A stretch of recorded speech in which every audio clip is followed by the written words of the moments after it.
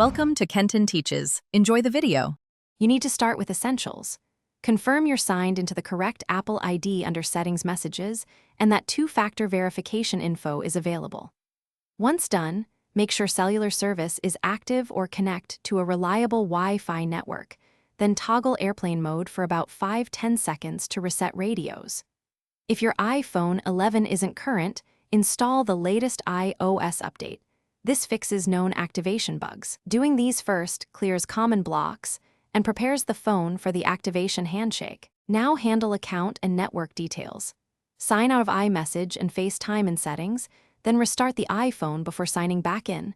This forces a fresh registration with Apple's servers. Next, reset network settings to clear any corrupt carrier or DNS entries.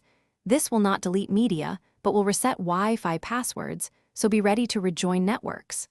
Make sure date and time are set to automatic and verify your carrier settings are up to date. These values must match, so the activation token is accepted. Finish by allowing time. iMessage activation can take several hours, sometimes up to 24. Avoid toggling repeatedly, which can delay the process. If activation still fails, contact your carrier to confirm SMS messages are allowed. Apple uses one SMS for confirmation, and check there are no billing holds. As a last resort, back up your iPhone and perform a restore from Finder or iCloud, then retry activation. If it still fails, escalate to Apple support with your Apple ID and the carrier confirmation ready for. Thanks for watching. Please subscribe if this video was helpful.